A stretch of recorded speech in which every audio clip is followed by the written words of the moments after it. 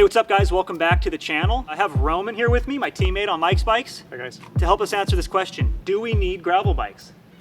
It's a good question, Jeff. We're gonna do some tests.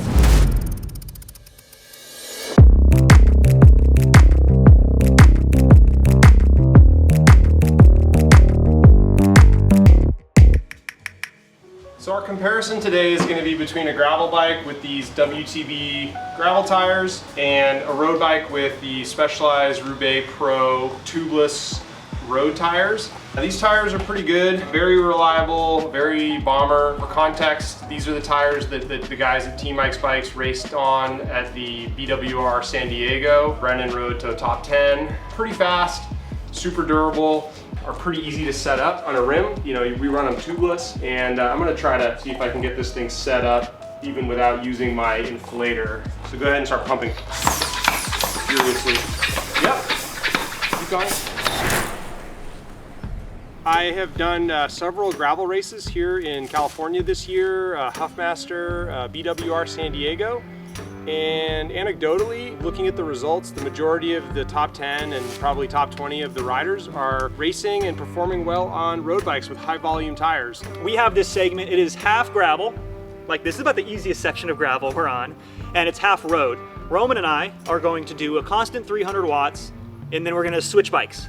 And then we're gonna compare data, and I wanna find out which one's faster. Okay, so before we start our runs, here's what we're gonna do. We're gonna walk you guys through the equipment we're selecting. This is like the gravel bike. This is the quintessential gravel race bike. This is the Ventum GS1. We have 37s on here. We have some knobby gravel tires. They're mounted on the Token Roubx G33. It is light.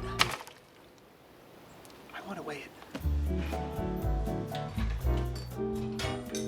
19.2 pounds all in. It's got a SRAM Red 1x setup, and this is a rippin' fast race bike. The road bike we're using for today's test is a Specialized Tarmac SL7 Pro.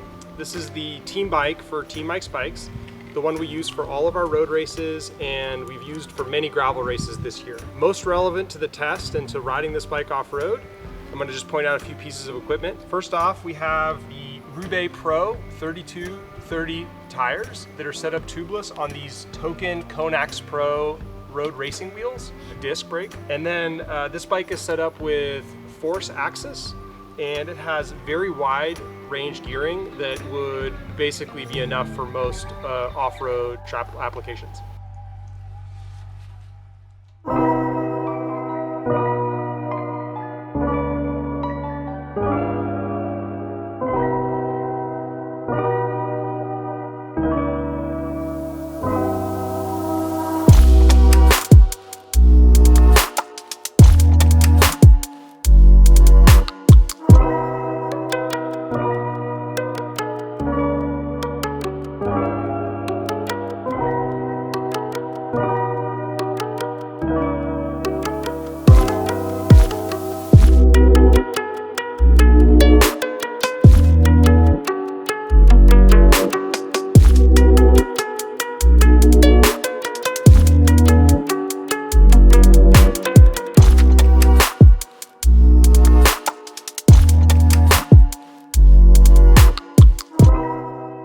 All right, Roman, back here, NorCal Cycling Studios, and the results are in.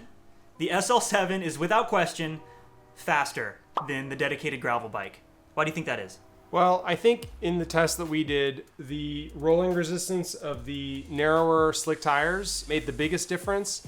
And then secondarily, the Aero frame and the Aero Token Konax Pro deep section rims combined to give it the advantage. Yeah, I'll throw in something else too. You know, first of all, I thought that the gravel bike was going to dominate on the gravel section. It's a gravel bike after all. This setup felt just so secure, and these higher volume tires are great. I'll also throw in the position, the geometry of the bikes. This gives me a slightly more aero aggressive position, which felt great on the road, and quite frankly, it felt great on most of the gravel sections. When the gravel started to get a little bit gnarlier, I definitely felt a little bit more secure on the gravel bike. I think that's the biggest thing for general purpose riding is the gravel bike just gives you a lot more margin for error. It's a little more forgiving. The road bike, you can push it, but it's once it lets go, once these slick tires, you know, they hit something really loose, you're not going to have a lot of control. I was was thinking about this too. You know, we mentioned this earlier. 10 out of the top 10 riders from the Huffmaster were on road bikes with high volume tires like this. And a lot of it comes down to their level of experience and their confidence descending on this setup. Because I'll tell you what, when I turned around to come back to the car, that's when I was like, oh, I missed the gravel bike. Like, I really felt the security of those 37s. Yeah, I'm right there with you. The Huffmaster course, I rode on a tarmac with these tires, and it was great, except for the last descent. There was some kind of deep, loose dirt on the turns, and I ended up crashing twice. Very unpleasant. So, you know, you take the good with the bad. It was pretty fast everywhere else on course, but maybe my skills caught up with me there. But you were loving life on the flats, right? So I think this is something that a lot of people have to understand is like, if I could go back in time and do Huffmaster again, I would jump on the gravel bike. Like, by all means, that felt like the best option for me. The people that are the best at that, the Legion riders who, you know, go out and do cyclocross racing, who make gravel racing part of their race series throughout the year, they're skilled in that, and it shows because they were able to get on. I think the winner had Avenge, which is pretty crazy. Tyler Williams, he won it on Avenge, I think, with these tires. And then if you look at a race like Belgian Waffle Ride, which is also pretty technical and like 60% dirt, you know, all the top 10 riders were riding basically just road bikes with either 30 or 32 mil tires. That setup is super, super capable.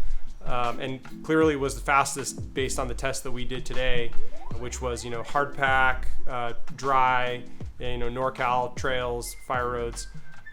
Wouldn't necessarily be the same in every instance. You know, you wouldn't want to go do Unbound or some other, you know, big gravel event on a road bike, but plenty capable. If you want to go out and have fun, can you put high volume tires on your road bike and have a blast? My experience with, you know, riding road bikes off road goes back decades on 25 mil tires with rim brakes, you know, having 32s tubeless with disc brakes.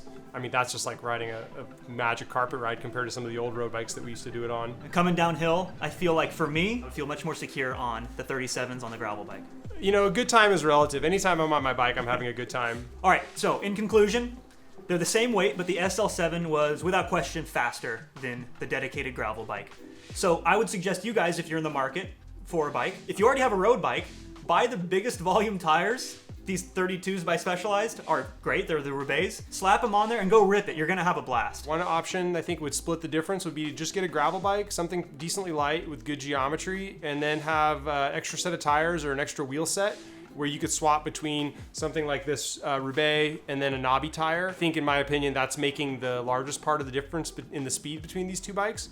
And then you'd have really versatile setup that you could use in all kinds of conditions. I guess with that being said, good having you on, Roman. Thanks, Jeff. Comment below if you guys want more content like this, and catch you in the next one. And, you know, in this you could put in your car. You could have multiple sets. You know, you could make them as a Christmas present for your friends. You're talking about the water bottle inflator? Yeah.